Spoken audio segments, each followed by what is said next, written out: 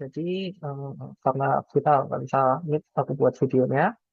Nah, ini kan ini sudah aku ini ya, aku buat untuk menentukan energi sama spek alat. Nah, untuk di neraca energi ini sebetulnya dosennya pasti nggak nanya tentang ini, pasti dia skip nih neraca energinya. Dia pasti lebih nanya di spek alatnya, spek alat yang bagian reaktor tuh. Nah, sebelum ke neraca energi, ini kan bagian yang kita sepakati kan ya kemarin, di mana ada mixer satu, mixer dua, terus di mana nanti ini direaksikan di reaktor pertama. Nah, cuman di reaktor pertama ini kita butuh suhu 90 derajat. Sedangkan di sini kan kita masih 30 derajat. Maka kita tambahkan heat exchanger di sini.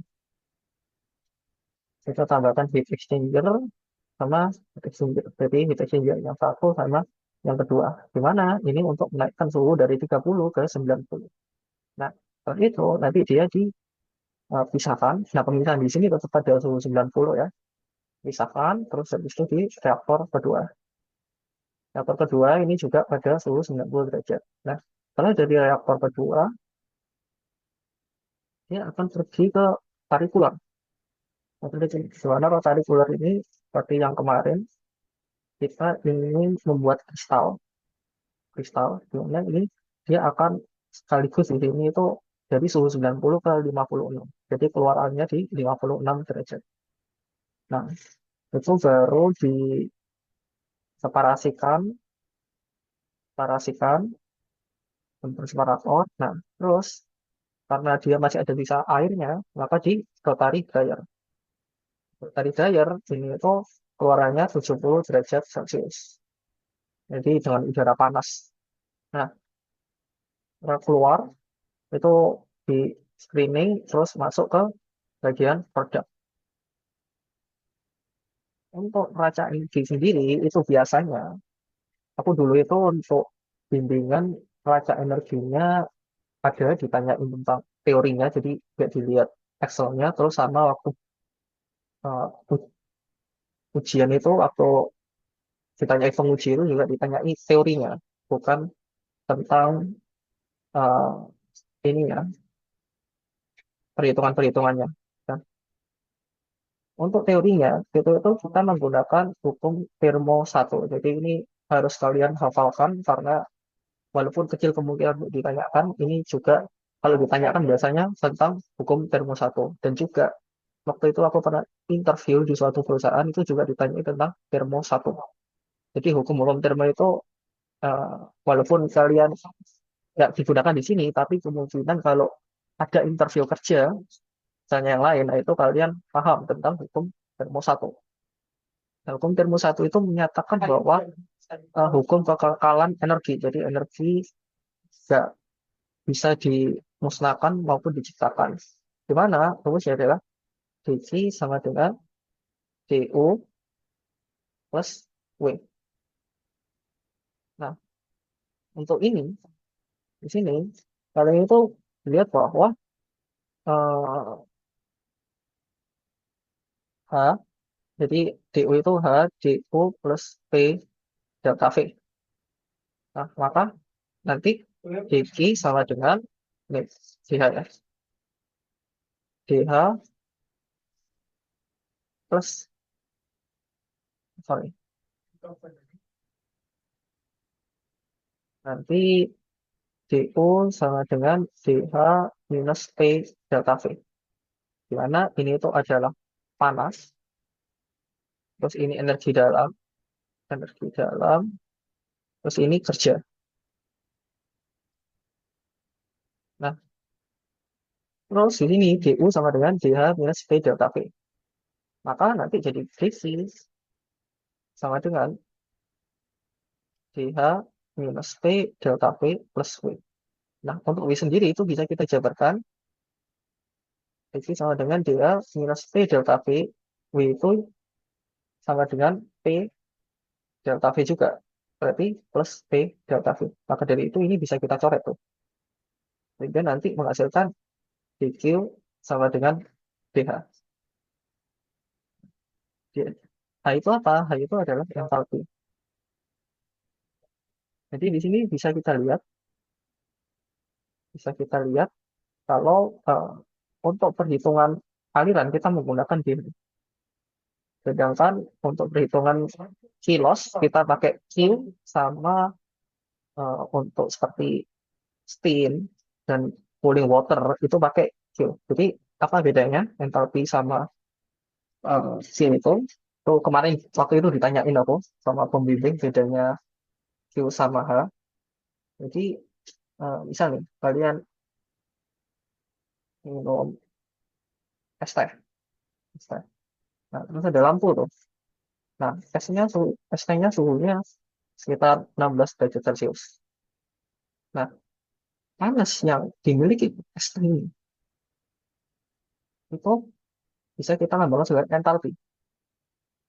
Nah, si lampu dia memancarkan panas sehingga lama-lamaan es tehnya kan jadi naik tuh suhunya. Nah, ini pemancaran ini itu disebut dengan Q. Jadi entalpi itu adalah panas yang dimiliki oleh suatu sistem.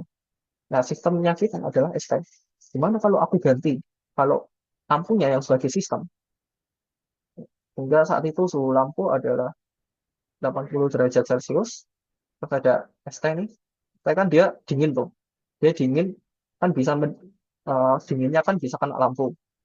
Nah, karena sistem kita adalah lampu, maka eh, energi yang panas yang kita hitung di dalam lampu itu adalah H. Sedangkan ini yang dikeluarkan oleh si es batu atau es teh itu adalah Q. Jadi tergantung sistemnya. Sedangkan sistem kita itu adalah larutan. Larutan atau yang flow neraca masanya. Nah, makanya kita pakai entalpi. Pakai entalpi untuk input outputnya. Seperti ini.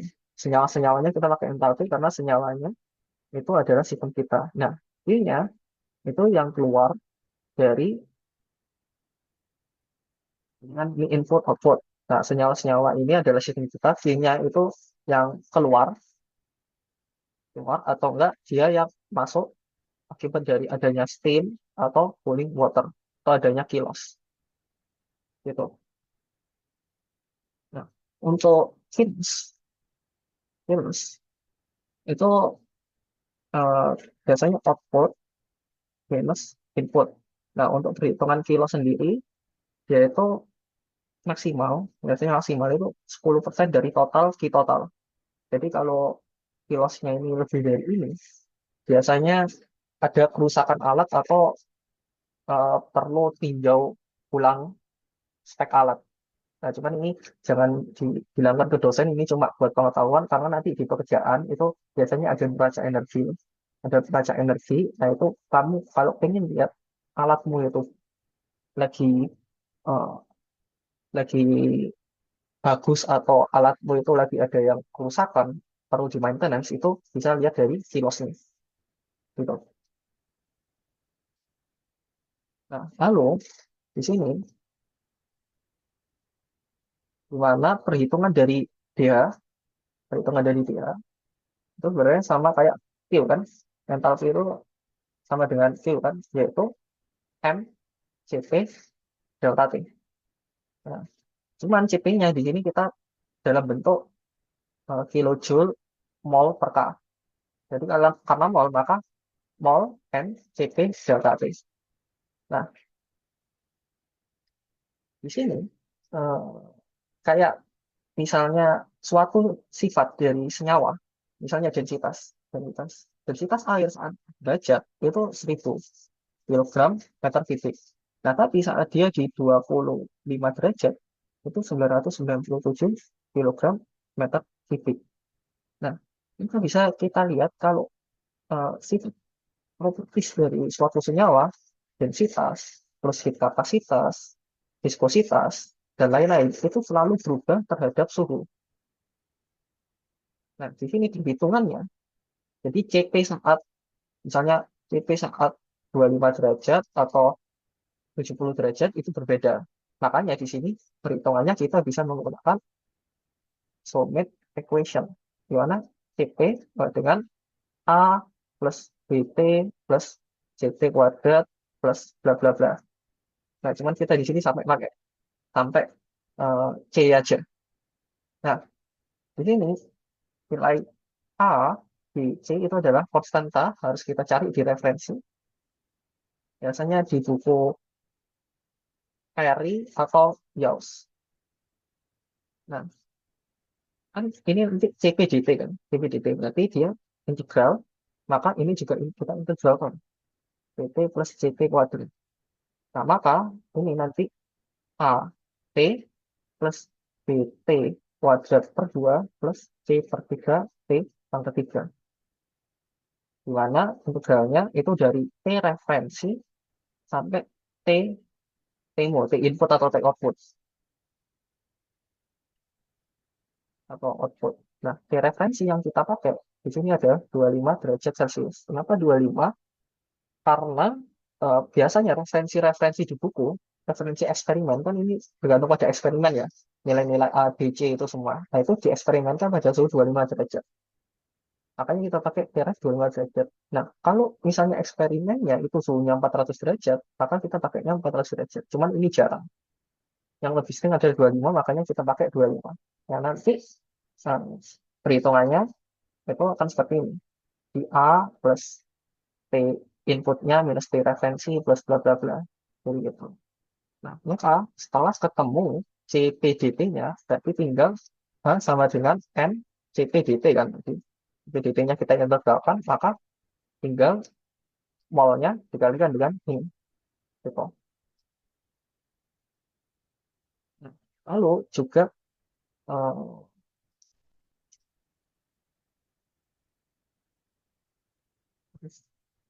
udah itu aja. Ini rasa energi sebenarnya cuma itu aja, dan yang paling penting itu adalah di sini kamu harus bisa jelasin ke dosen tentang ini hukum termo satu yang penurunan rumusnya. Soalnya dulu waktu itu aku disuruh nurunin rumusnya juga. Nah, ingat sama di sini W sama dengan P delta V. Di mana jika ini terjadi jika dia hanya lewat aja, nggak ada kerja dari luar. Nah, gimana kalau ada pengaduknya? Maka di sini ada P delta V plus WS, W pengaduk. Nah, pengaduk ini kita eh, kita hitung di spek alat. Jadi nanti dia ada nilainya tuh. Jadi DH plus WS. Mana ini dihitung dari spek alat. Itu jika ada pengaduknya. Gitu. Nah, itu untuk neraca energi atau neraca panas. Nah, terus untuk reaktor.